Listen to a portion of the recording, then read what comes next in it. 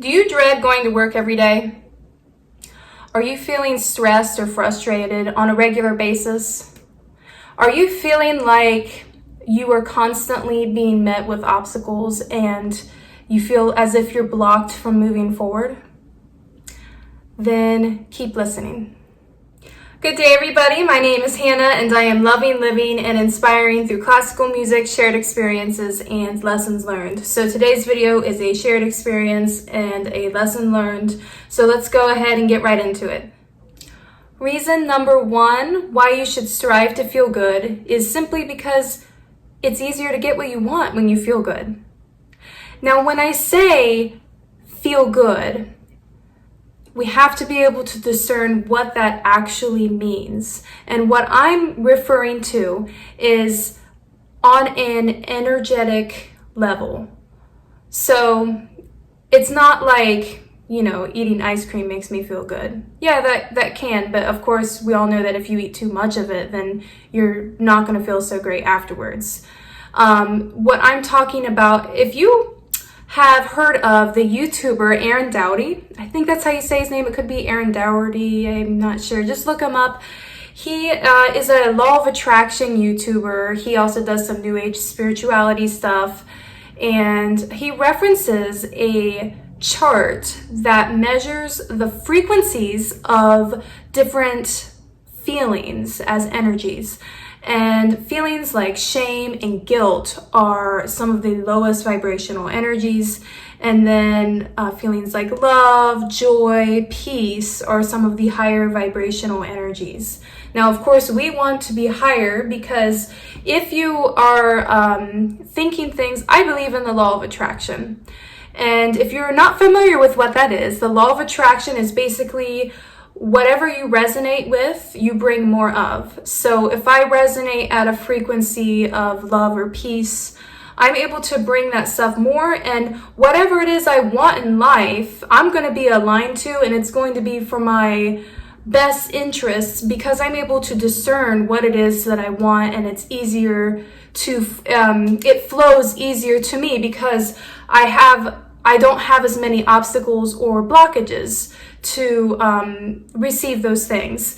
But if you are at a low vibrational level, which I have been at, feelings like grief or shame, I've noticed really just this past couple weeks, ever since we've had to be in isolation, my eating patterns, I've been struggling with what I eat because I have this belief in myself that eating should be a pleasurable, fun thing. But then I do this knowing that I'm going to gain weight.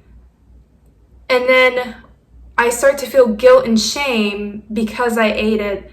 And then it's just like this never ending cycle. It's kind of like that Austin Powers guy. I'm fat because I eat, and I eat because I'm fat. I can't remember what that guy's name is. But it feels like that.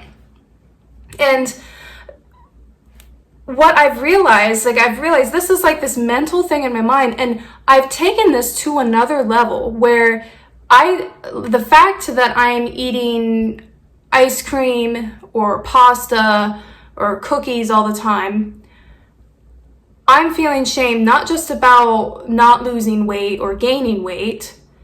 I'm also projecting this feeling of, well, I don't deserve good things because I am not at the weight I want to be. In my mind, I've taken it to that level because I'm doing those things. And so these feelings really help you to get to the bottom of these patterns that you're seeing in your life. Because for me, this whole eating thing is it's a pattern that keeps going, and I'm trying to pinpoint what it is so that I can work through it. And I am not going to say that I've completely figured it out because I have not, but I have noticed that this is making me feel, if I were to pinpoint what it is, it's guilt and shame because I'm eating these things that I know aren't for my benefit, but it's like instant gratification, and I'm trying to find more discipline. And it's funny, once I do that, it feels good, and I'm so happy that I worked out and I resisted eating too much or all these things that aren't good. Well, healthy. I mean, it does still taste good. Once I'm able to actually have discipline, I feel so much better within my mind and within my own body. It's funny because the mind will convince me, my mind will convince me that I need ice cream or I want ice cream. My mind thinks that I hate working out, which I will still say that. I don't like working out, and when I do, I'm counting down the seconds till when it's over. But the moment I do work out, I feel so much better. Like physically, I feel so much better when I do. And it's just, that's what I mean about paying attention to your feelings, to raise yourself to a higher level. Because if you are at a lower level energetically, you have more trouble discerning what it is you should be doing, and it's really hard to get out of those patterns. And just recently I've been having these patterns that I'm trying to work myself out of through discipline. So in short, the first reason why you should strive to feel good is because you're closer to getting what you want. If I want to lose weight, then if I'm at a higher frequency, I'm able to take those steps of working out, of eating right, to achieve that goal. And like I told you, I was like taking it to a next level for my own self. Like I felt like I don't deserve opportunities, not just physically, just like with my singing and things like that, because I don't feel like I'm at my best. So when I feel like I'm at my best, I'm going to be my best. But if I have these feelings of shame and doubt, I'm going to project that onto other people. People are going to feel that. People can feel when you're not confident, when you're feeling disappointed in yourself. They can sense those things. And so it's really important to get rid of that, because that at the end of the day will affect your success and your ability to get the things that you want in life. Reason number 2 why you should work to feel the best you can is so that you can be the best you can be for others. So it's this weird thing of making sure that you are sound mentally, physically, spiritually, or in your soul. You have to make sure you are fulfilled so that you can fully help others the best you can. You don't want to be running on empty to help others, because I know for my own self, if I feel like I'm not getting what I need, then I'll tend to, I've seen myself take things out on people for no reason. You start to snap at people, or because you're stressed out, it's, you kind of just take things out on others, and that's not fair to them.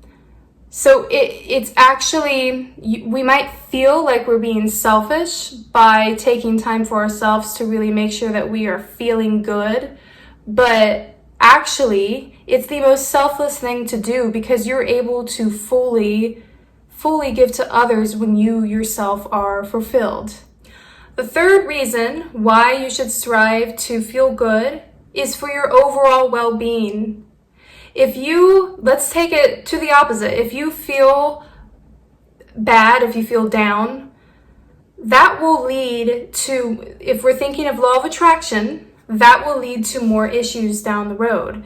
If you're constantly in this state of guilt and shame, or any of these other low vibrational feelings, you tend to attract things that are related to that thing, and our mind will start telling us these sob stories to ourselves. And I'm saying this because I've done this myself. I've recognized a pattern that I had a couple years ago where I would literally, it's crazy to say, but it was as if I enjoyed these bad things happening, like these, it wasn't bad, like it was obstacles that I was experiencing, these obstacles or hurdles that I was having to jump through, because I would tell myself every time it would happen, I'd be like, see, it always happens.